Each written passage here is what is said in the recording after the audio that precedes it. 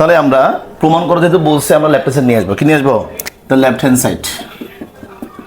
Left hand side. এখন left hand side কোনটা দেওয়া আছে? দেওয়া আছে এই তিনটা না? এই তিনটা তো আমি সম্ভবত লিখি কেমন? তাহলে A to the power L, A to the power M, bracket দিয়ে দুটোর উপর কি এন আছে, গুণ A to the power M, A to the power N, আবার ব্রেকেট দিয়ে এল আছে।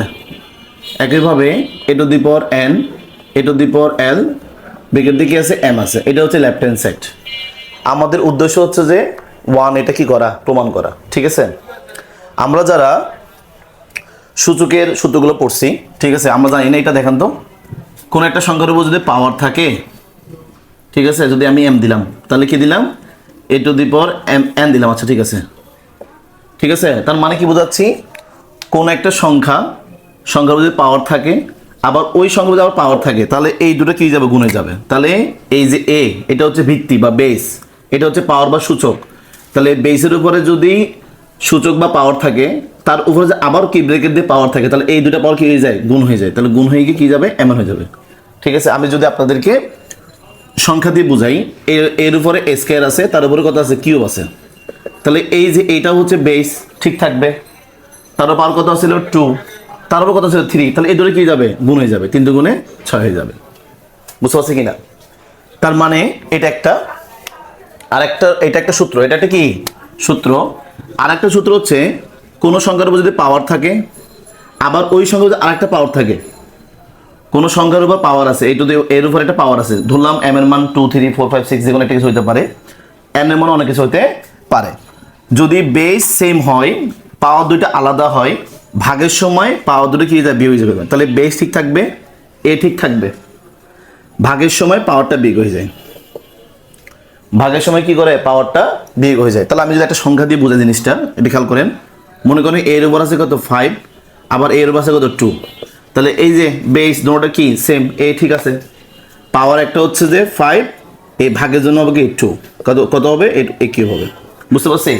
তাহলে সূচকে যদি বেস দুইটা, মানে অঙ্কের ভিতরে যদি বেস দুইটা একই রকম হয়, পাওয়ার যদি কি থাকে, ভাগ দেওয়া থাকে, মাঝখানে পাওয়ার আছে, মাঝে কি দেওয়া আছে, ভাগ চিহ্ন দেওয়া আছে, ঠিক আছে, তাহলে করতে হবে আমাকে বিয়োগ। আর গুণ থাকলে তো গুণ থাকলে করতে হবে যোগ। এগুলো আমি বেসিক ক্লাস আলোচনা করছি, যারা দেখেন না দেখে নেবেন। এবার আসেন, তাহলে আমার লক্ষ্য হচ্ছে যে এটা নিয়ে কাজ করার আগে, তাহলে বেশ ঠিক আছে, ঠিক রাখলাম, ভাগ আছে, পাওয়ার কি হবে, বিয়োগ হবে। ঠিক আছে, কি হবে, বিয়োগ হবে, এল মাইনাস এম। তারপর কত ছিল, এন ছিল, থাকুক, ও থাকুক, যেভাবে থাকুক। আবার এ ভাগ চিহ্ন আছে, এই যে ভাগ চিহ্ন দেওয়া আছে, পাওয়ারগুলো কি হবে, বিয়োগ হবে।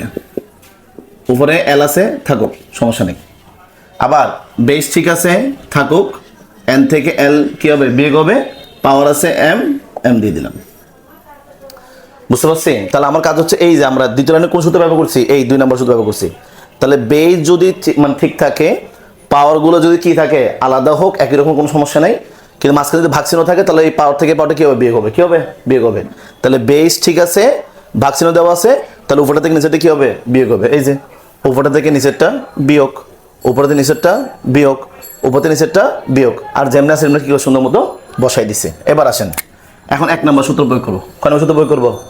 1 নম্বর সূত্র কি বললাম, কোন একটা সংখ্যার উপর যদি পাওয়ার থাকে, তার উপর আবার পাওয়ার থাকে, এই পাওয়ার কি হয়ে যায়, গুণ হয়ে যায়। কি হয়ে যায়, গুণ হয়ে যায়। তাহলে একটা কাজ করেন, এই দেখেন কোন একটা সংখ্যা, তার উপর পাওয়ার আছে, আবার একটা পাওয়ার আছে, তাহলে এই পাওয়ার দুটো কি গুণ হয়ে যাবে না?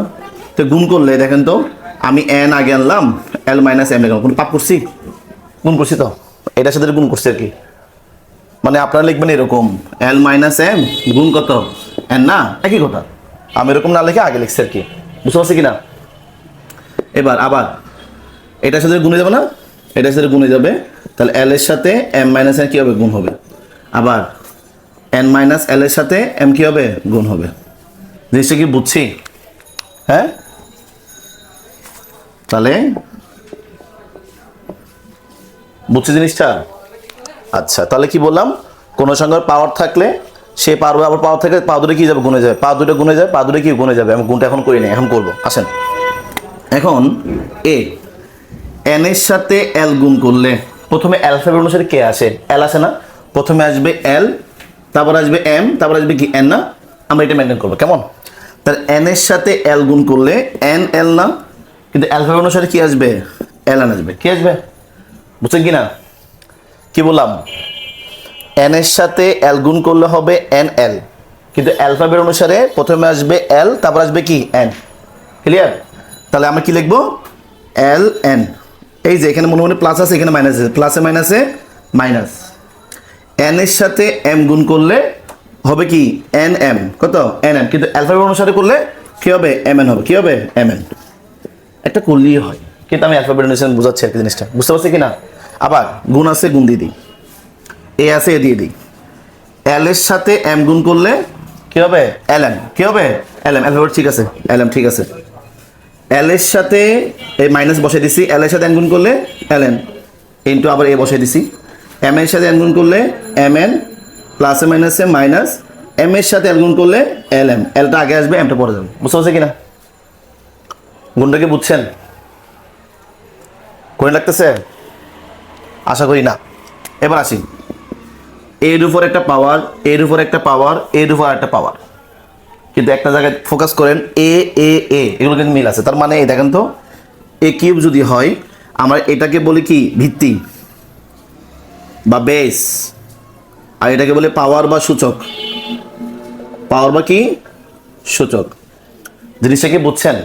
খেয়াল করেন, তাহলে এর উপর একটা, তাহলে এ হচ্ছে ভিত্তি, এটা হচ্ছে পাওয়ার, এ হচ্ছে ভিত্তি, এটা হচ্ছে পাওয়ার, এ হচ্ছে ভিত্তি, এটা হচ্ছে কি পাওয়ার, বা বেস পাওয়ার, বেস পাওয়ার, বেস পাওয়ার। বেস সবগুলো এক আছে কিনা? বেস একই আছে। তার মানে আমি একটা সূত্র শিখছিলাম না সূত্র ক্লাসে, যে A to the power M into A to the power N into A to the power P হলে, কি হলে পি হলে, এর উপর একটা পাওয়ার, এর উপর আরেকটা পাওয়ার, এর উপর আরেকটা পাওয়ার হলে, তাহলে এই বেস আমি একটা নিব। বেস কটা নিব? একটা নিব। আর গুণের সময় এই পাওয়ারগুলো কি যোগ হয়ে যাবে না? তাহলে এম প্লাস এন প্লাস কি পি হয়ে যাবে। তার মানে এই যে এ ঠিক আছে, ঠিক আছে কিনা? ঠিক আছে।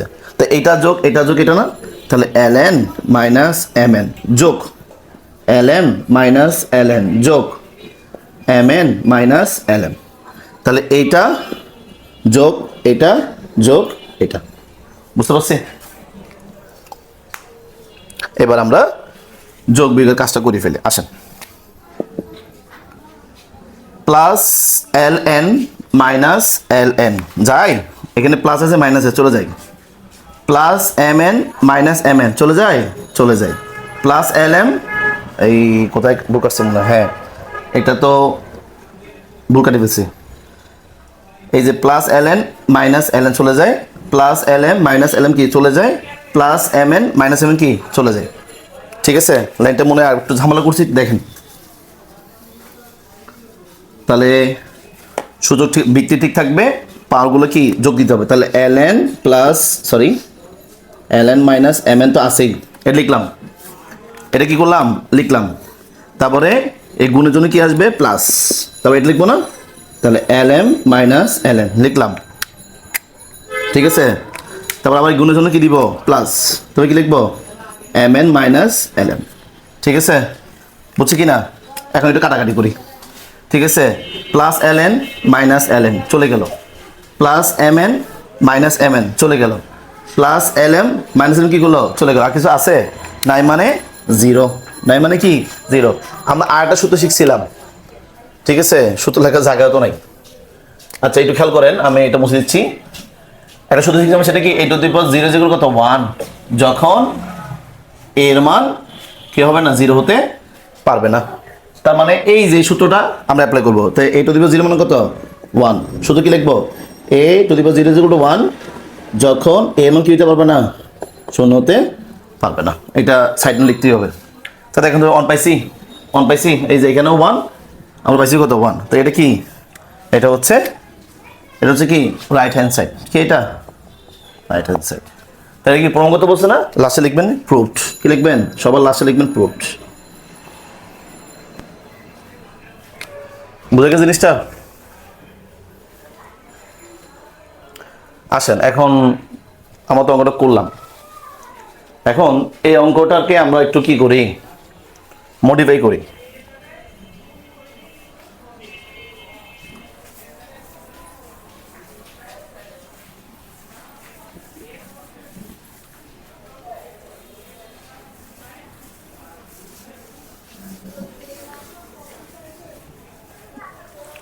আচ্ছা এটাকে যদি একটু মডিফাই করতে গেলে আমি এইচ ডাব্লিউ দিব আর কি এটা, ঠিক আছে, এটার থেকে আমি এইচ ডাব্লিউ বানিয়ে দিচ্ছি।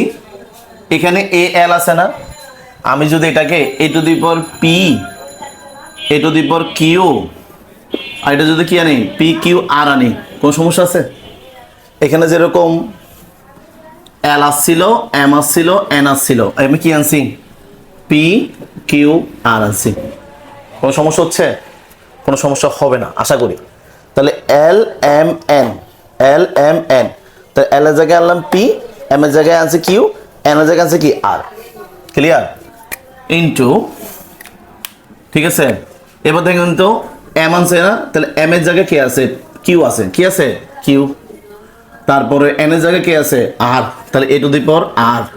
তাহলে আমি পাওয়ার এখানে বলছে এল, এল এর জায়গায় কে আছে? পি আছে, পাওয়ার পি দিব, পাওয়ার কি দিব? পি দিব। একইভাবে এ টু দি পাওয়ার এখানে এন আছে না, দেন এন এর জায়গায় কি দিছি আমরা? আর দিছি, ঠিক আছে। এল এর জায়গায় কি আছে? পি, তাহলে এ টু দি পাওয়ার কত? পি, পাওয়ার দিয়ে এম, এম এর জায়গায় কত? এম এর জায়গায় হচ্ছে কিউ, কত আসবে? 1। তাহলে পরীক্ষায় স্যারে যদি এইটা না দিয়ে যদি এইটা দিয়ে দেয়, ঘাবড়ে যাবেন? ঘাবড়ানোর কিছু নেই, সেম হবে, কোনো পরিবর্তন হবে না। এটা প্রমাণ করতে হবে, এটা আপনারা এইচ ডাব্লিউ করবেন, ঠিক আছে কিনা? এটা আপনারা কি করবেন? এইচ ডাব্লিউ করবেন। আগে অঙ্কটা বুঝে থাকলে এটা করতে একবারে সহজ লাগবে।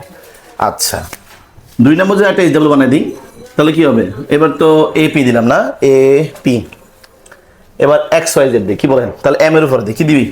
দেখেন তো, আমি বিতে আনলাম এম, তাহলে এবার এক্স ওয়াই জেড কি আনবো? এক্স ওয়াই জেড কি আনবো? এক্স ওয়াই জেড আনবো। তাহলে বিতে আনছি এ, সরি বিতে আনছি এম, তাহলে এখানে পি কিউ আর, পি জায়গায় কত আছে?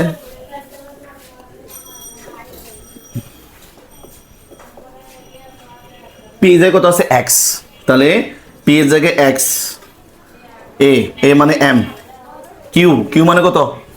কিউ জায়গায় কত আছে? ওয়াই, কি জায়গায় আছে? ওয়াই, বুঝতে পারতেছি? তারপর কি দিব? আর, আর জায়গায় কত আছে? জেড, ঠিক আছে। M to the power X, M to the power Y, তার উপর কি আছে? জেড। এবার আসেন এ জায়গায় তো আমরা এম এম লিখতেছি, ঠিক আছে। কিউ আর, কিউ জায়গায় আছে হলো ওয়াই, তারপর আর জায়গায় আছে কে? আর জায়গায় আছে জেড, ঠিক আছে। তারপরে পি জায়গায় কি আছে? পি জায়গায় আছে এক্স। কি অঙ্ক আমরা বানাতে পারি না? অঙ্ক মুখস্থ দরকার আছে? দরকার নেই, ঠিক আছে। আবার বেস কে এনসি এম, বেস কে এনসি এম, আর এর জায়গায় কি আছে?